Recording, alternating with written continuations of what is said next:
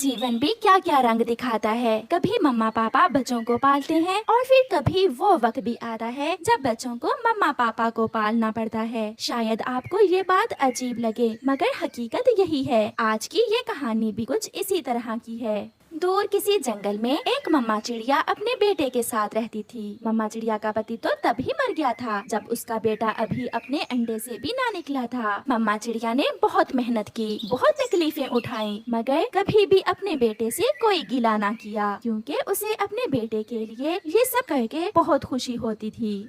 अब मम्मा चिड़िया का बेटा बड़ा हो चुका था। उसने अच्छे से उड़ना सीख लिया था। उसने जंगल में अकेले जाना सीख लिया था और आज वो नदी पर एक सुंदर चिड़िया के पास बैठा हुआ था। क्या आज आपने अपनी मम्मा से बात की है? हाँ, मैंने मम्मा से बात की है। मम्मा को कोई एतराज नहीं है। मम्मा ने तो ये भी कहा है कि अगर आपके घर वाले राजी हैं तो वो हमारी शादी कर देती हैं। तो फिर आजकल ही अपनी मम्मा को साथ लेकर आ जाना और मुझे बिहार कर ले जाना। मेरी मम्मा भी राजी हैं। ऐसे वो दोनों अपने अपने घरों को चले जाते हैं। मम्मा, आपने मेरी पसंद को देखा भी नहीं है और आप मेरी शादी के लिए मान गयी।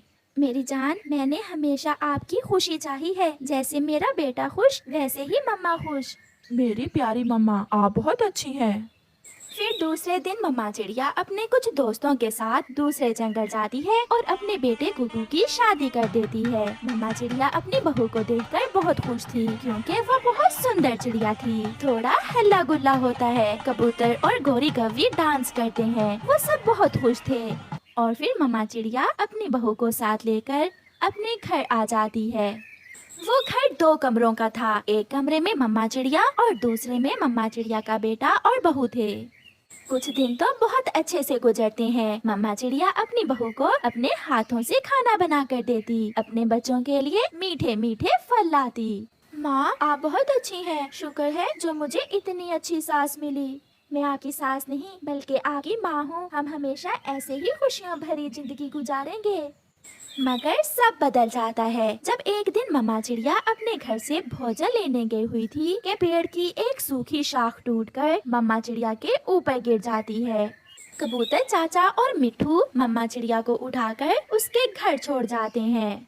मम्मा, मैंने आपको सुबह कहा भी था कि आज भोजन लेने मैं चला जाता हूँ, मगर आप मेरी एक नहीं सुनती। बहू रानी आज बहुत उदास और चुप चुप थी, क्योंकि उसे पता था कि अब उसकी सास का तो पंख टूट गया है। अब सारे काम करने के साथ साथ अपनी सास की सेवा भी करना होगी। बच्चों, जो भाग्य में हो वही होता है। मैं इस हाल में भी खुश हूँ। अगर मैं उड़ नहीं सकूंगी तो क्या हुआ, मेरे बच्चे हैं, मेरे बच्चे मेरा पंख बनेंगे। मगर सासू माँ, 1-2 दिन की तो बात नहीं है। मैं कैसे आपको सारी जिंदगी संभालूंगी और अब आप कभी भी उड़ नहीं सकेंगी। ये वो पहली बात थी जिसने मम्मा चिड़िया को दुख पहुंचाया था, मगर उसे ये नहीं पता था कि अभी तो उसे और भी बहुत कुछ देखने को मिलेगा। फिर दूसरे दिन से कुकू काम पर जाने लगा और बहू रानी की माँ रानो चिड़िया को देखने आती है। बहन, जो हुआ बहुत बुरा हुआ, मगर अब आप अपने बेटे से कहें कि एक काम वाली रख ले जो आपकी देखभाल किया करेगी। बहन, मेरा बेटा तो इतना कमाता भी नहीं है, जो काम भी किया मैं नहीं किया। मैंने तो कभी अपने बेटे को काम पर लगाया ही नहीं। सासू माँ, आप चुप करें, माँ को बात करने दें। माँ जी, आप चिंता ना करें, मैं कुक्कू जी से बात करती हूँ। 1-2 दिन में वो कोई ना कोई उपाय निकाल लेंगे। एक बात कहती हूँ, अगर आपको बुरी ना लगे तो आपके जंगल में ओल्ड एज होम भी तो है, वहाँ दाना भी मिलता है और पानी भी। आप अपने बेटे से कहें कि आपको वहाँ छोड़ आए। ये सुनकर मम्मा चिड़िया रोने लग जाती है और चुप रहती है, क्योंकि उसने अपनी बहू के तेवर देख लिए थे। बहू रानी की माँ शाम को चली जाती है। कुकू भी घर आ जाता है। मम्मा चिड़िया अपने बेटे को अपने पास बुलाती है। बेटा कुकू, मैं आप पर बोझ तो नहीं हूँ? नहीं मम्मा, ये आप कैसी बातें कर रही हैं? बेटा, आज आपकी सास आई थी। उसने बहू से कहा कि मुझे ओल्ड एज होम छोड़ाओ। बेटा, आप ऐसा तो नहीं करोगे ना? सासू माँ ने बात करने से पहले ये भी कहा था कि एक काम वाली रख लो। मम्मा, आप भी ना छोटी छोटी बातों को दिल पर लगा लेती हैं। उन्होंने ऐसे ही बात की होगी। मम्मा चिड़िया दवा खाकर सो जाती है। अब उस दिन के बाद कुकू की पत्नी का व्यवहार बहुत बदल गया था। वो अपने पति से खिंची खिंची रहने लगती है। मैं जा रहा हूँ, मम्मा को दवा दे देना। ये काम आप खुद ही करके जाएं, मुझसे नहीं होंगे ऐसे काम। फिर एक रात कुकू और उसकी पत्नी सोए हुए थे। मम्मा चिड़िया की सेहत बहुत खराब थी। मम्मा चिड़िया सारी रात खांसे जा रही थी। ओल्ड एज होम में हर सहूलत होती है। मेरी माँ ने पहले दिन ही से ही कहा था, ऐसे पक्षियों का वही असल घर होता है और वहाँ माँ की उम्र के और भी पक्षी होंगे। माँ का दिल लगा रहेगा। आज कुकू भी चुप था, जैसे वो भी अपनी मम्मा से तंग आ गया हो। और फिर दूसरे दिन कुकू अपनी मम्मा को ओल्ड एज होम जाने के लिए मना लेता है और अपनी मम्मा को लेकर ओल्ड एज होम चला जाता है।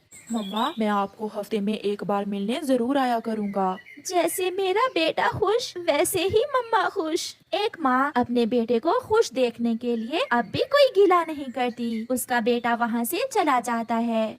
उस दिन के बाद कुकू की पत्नी स्वीटी भी खुश खुश रहने लगती है। आज शाम को जल्दी घर आ जाना, आज हम दोनों मेरी माँ के घर जाएंगे। हाँ, मैं जल्दी आ जाऊँगा। ऐसे कुकू अपनी जिंदगी में मसरूफ हो जाता है। ओल्ड एज होम में मम्मा चिड़िया को बहुत दुख उठाने पड़ते हैं। वहाँ तो पंखा भी खराब था और गर्मियों के मौसम में मम्मा चिड़िया को सारी रात जाग कर गुजारना पड़ती। गर्म मौसम में गर्म पानी मिलता। मेरे दोस्तों, मुझे माफ करना, आज हमारे पास राशन भी खत्म हो गया है। अब आपको 3-4 दिन भूखे ही रहना होगा। कुकू जब अपनी मम्मा से मिलने आता तो मम्मा अपने बेटे को कोई बात ना बताती। 2 महीने गुजर जाते हैं और फिर एक दिन मम्मा चिड़िया बहुत बीमार हो जाती है। कबूतर चाचा कुकू को बुला कर लाता है। कबूतर चाचा, आप थोड़ी देर बाहर जाएं, मैं अपने बेटे से कोई बात करना चाहती हूँ। कबूतर चाचा बाहर चला जाता है। मम्मा, आप ठीक तो हैं? मुझे लगता है आप यहाँ खुश नहीं हैं। नहीं बेटा, मैं यहाँ बहुत खुश हूँ। मेरे पास समय बहुत कम है। मेरी बात सुनो मेरी जान, मेरे बच्चे, ये ओल्ड एज होम अब पहले जैसा नहीं रहा। आप अपनी उम्र के दूसरे पक्षियों की मदद से इस ओल्ड एज होम के पंखे ठीक करवा देना और अगर हो सके तो मेरे बेटे यहाँ पीने के ठंडे पानी का भी बंदोबस्त करवा देना। और बेटा यहाँ कई दिन राशन भी नहीं मिलता। मैं रहूं ना रहूं, आप ये सब जरूर करवा देना। मम्मा, आप मुझसे ऐसी बातें क्यों कर रही हैं? बेटा, मैंने आपको बहुत लाड से पाला है। मैंने आपकी हर खुशी पूरी की है। जो हिम्मत दुखों को सहने की मुझ में है, आप में नहीं है। और अगर कल आपके बच्चे आपको यहाँ छोड़ के तो ऐसे ओल्ड एज होम में आप कैसे रहोगे? मुझे ये सोच खाए जा रही है। ऐसा कहते हुए मम्मा चिड़िया अपने बेटे का हाथ पकड़कर एक लंबी सांस लेती है और मर जाती है। जिंदगी ने साथ नहीं दिया। शायद मम्मा चिड़िया और भी बातें अपने बेटे से करना चाहती थी। हो सकता है कुकू भी अपनी मम्मा से कुछ कहना चाहता हो, मगर अब समय गुजर चुका था और गुजरा समय लौट कर नहीं आता। सुनने वालों के लिए इस कहानी में यही सीख है कि अपने मम्मा पापा को मान सम्मान दें, उन्हें ऐसे ही प्यार दें जैसे वो आपको बचपन में देते थे। आप तो समझ भी ना सकते थे और मम्मा पापा आपसे घंटों बातें करते थे, क्योंकि कल आपके भी बच्चे होंगे। और प्रकृति इंसाफ करती है। आपका धन्यवाद। घने जंगल में पेड़ों के बीचों बीच फूलों के पास एक छोटा सा घर था, जिसमें नाजुक सी रानी तितली अपनी बेटी सोनीता के साथ रहती थी। सोनीता ने अभी नया नया ही उड़ना सीखा था। वो उड़ तो सकती थी, मगर उसकी मम्मा रानी तितली अभी उसे कहीं बाहर भेजने से डरती थी। मम्मा, मैंने अपने घर के आसपास के सिवा कुछ भी नहीं देखा। मेरा जंगल घूमने को दिल कर रहा है। कल मेरी सहेली ने मुझे बताया है कि झरने वाली नदी के पास लाल फूल है। मम्मा, मैं लाल फूल देखा हूँ। बेटी, अभी आपको बाहर के हालात का कुछ पता नहीं है। मुझे डर है कि कोई आपके नाजुक पंख ना तोड़ दे। मम्मा, एक ना एक दिन तो मुझे घर से बाहर जाना ही होगा, क्यों ना आज ही सही। ऐसे काफी देर जिद करने के बाद सोनीता अपनी मम्मा रानी को मना लेती है और सोनीता पहली बार अपने घर से दूर जाने के लिए निकल जाती है। वो अपने नाजुक पंख फैलाए हवा में उड़ती जा रही थी। ठंडी हवा और फूलों की खुशबू उसे छू कर गुजर रही थी। उसी जंगल में 3 दोस्त जग्गू कौवा, टिक्की कबूतर और बुलबुला बुलबुल का बेटा भी रहते थे, जो आज झरने पर खेलने के लिए आए हुए थे। टिक्की झरने के पानी को देख रहा था जब पीछे से आकर जग्गू उसे धक्का दे देता है। टिक्की पानी में गिर जाता है। झरने का बहाव बहुत तेज था। टिक्की तेजी से बहता हुआ नीचे गिर जाता है। जग्गू जग्गू, ये क्या किया तुमने? टिक्की डूब रहा है, उसे बचाओ। मैंने तो शरारत की थी, मुझे क्या पता था कि टिक्की डूब जाएगा। फिर बुलबुला और जग्गू एक शाख की मदद से बहुत मुश्किल से टिक्की को नदी के पानी से बाहर निकालते हैं। कोई हद होती है, ऐसी शरारत भी भला करता है कोई। भूल गए जब पिछली बार तुमने मुझे नदी में धक्का दिया था। थोड़ी देर बाद उसी झरने पर सोनीता तितली भी पहुंच जाती है, जो शरारती बच्चों को नहीं जानती थी। सोनीता उन बच्चों से थोड़ी दूर लाल फूलों के पास बैठ जाती है। क्या आप मुझे देखने आई हैं? हाँ, बहुत मुश्किल से आई हूँ। मम्मा तो मान ही नहीं रही थी। मेरा सुर्ख रंग कैसा लगा आपको? बहुत सुंदर। मैं छोटी सी थी जब से आपको मिलने को दिल कर रहा था। मेरे घर के फूल आप जैसे सुंदर नहीं हैं। आपके पंख भी दूसरी तितलियों से ज्यादा सुंदर हैं। जाते हुए आप मेरा थोड़ा सा रस भी लेती जाना। इसे अपने पंखों पर लगाने से आपके पंख महकते रहेंगे। टिक्की और बुलबुले, देखो देखो वो सामने तितली, चलो पकड़े। चलो चलो तितली को पकड़ते हैं। ऐसा कहते हुए टिक्की, जग्गू और बुलबुला उस नाजुक तितली को पकड़ने भागते हैं। मैं फिर किसी दिन अपनी मम्मा के साथ आऊंगी। मेरा नाम सोनीता है और मेरा रोज। सोनीता भागो भागो यहाँ से, वो शरारती बच्चे आपके पंख तोड़ देंगे। क्यों? मगर मैंने उन्हें तंग तो नहीं किया। सोनीता मेरी बात मानो, आप भाग जाओ, वो आ रहे हैं। फिर सोनीता कोई बात किए बिना वहाँ से भाग जाती है। वो तीनों शरारती बच्चे भी सोनीता के पीछे लग जाते हैं। तेज और तेज उड़ो, वो थक कर गिर जाएगी और फिर हम उसे पकड़ लेंगे। मैं दूसरी तरफ से होता हूँ। बुलबुले, शाख तोड़कर पंख में पकड़ लो और उस तितली को पत्तों वाली शाख से नीचे गिरा दो। वो सब तितली के पीछे ऐसे लगे हुए थे जैसे उस नाजुक तितली ने उनका कोई नुकसान किया हो। भागते भागते वो नाजुक सी तितली थक चुकी थी और फिर एक घर की खिड़की खुली देखकर वो उस घर में चली जाती है। मुझे बचा ले, वो मुझे मार देंगे। मुझे बचा ले, मुझे बचा ले। यहाँ चुप जाओ, मेरे पीछे। कहाँ गई? अभी तो यहाँ थी, कहाँ जा सकती है? वो तीनों शरारती बच्चे सोनीता को ढूंढ रहे थे और फिर थक हार कर वापिस चले जाते हैं। वो चले गए हैं। आप कौन हैं? कहाँ से आई हैं आप? मेरा नाम सुनीता है। मैं तो झरने पर लाल फूल देखने आई थी कि वो मेरे पीछे लग गए।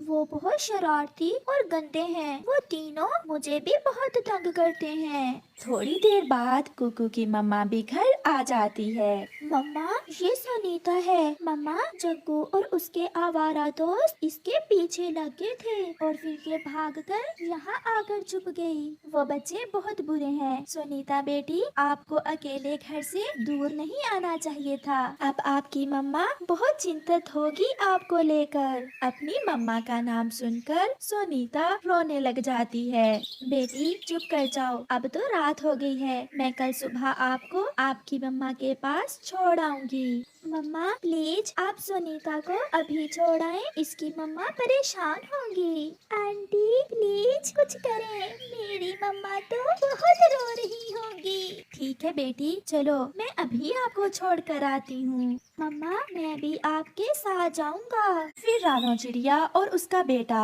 नाजुक सोनीता तितली को साथ लेकर उड़ते हैं। मैंने बहुत रोका था आपको बेटी, मगर आपने मेरी एक न सुनी। रात हो गई है, न जाने मेरी बेटी किस हाल में होगी। मम्मा तितली रोए जा रही थी और ऐसे बातें किए जा रही थी।